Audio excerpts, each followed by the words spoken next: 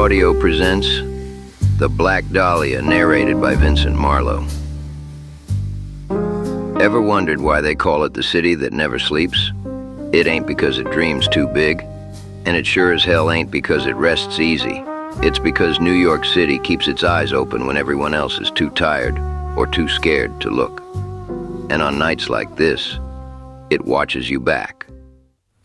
Rain came down in long, crooked needles, stitching Manhattan into something dark and reflective, like the city had been wrapped in cracked glass.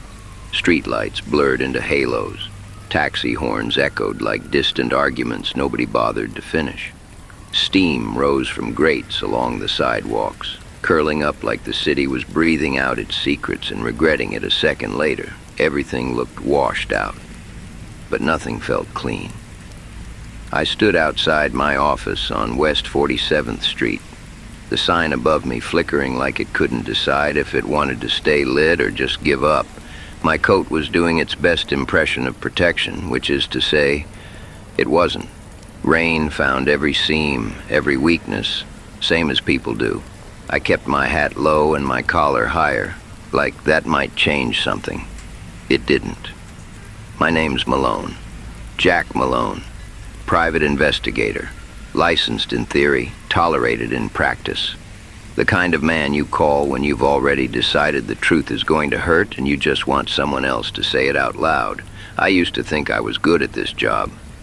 Back when I thought good meant finding answers instead of deciding which ones to survive. Back when the city didn't feel like it was leaning in to listen. I lit a cigarette, slow and practiced. The flame from my lighter flickered against the rain like it was afraid of getting involved. First, drag hit like punishment. Second, like memory. That's when I thought about the name again. The Dahlia case. People like to turn it into something soft. A whisper, a headline, a story you can fold up and put away when you're done pretending to care. But it never folded right for me.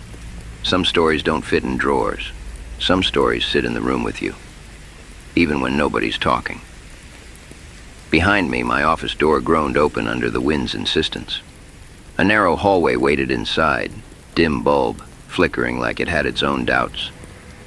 The place smelled like old paper, stale coffee, and the kind of regret that settles into wood over time.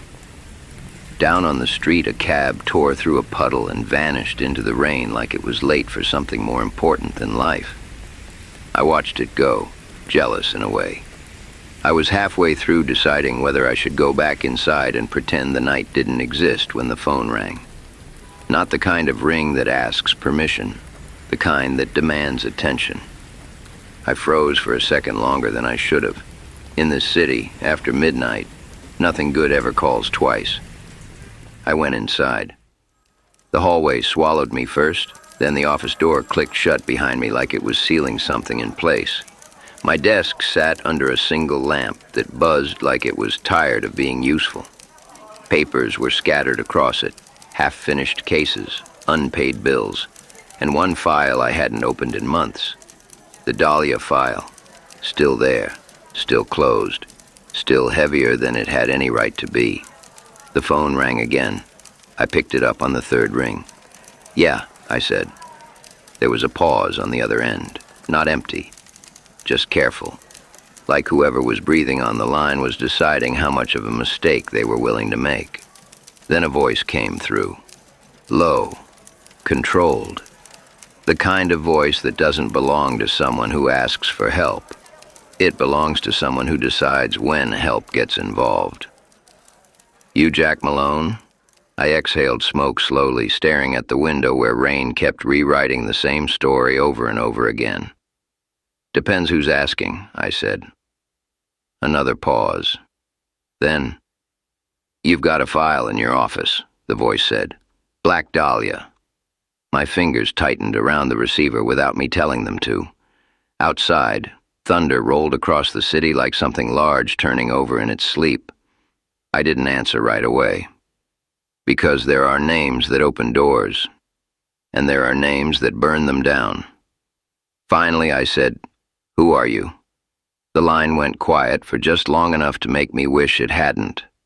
Then, someone who knows what really happened. And just like that, the city stopped feeling like background noise. It started feeling like a witness.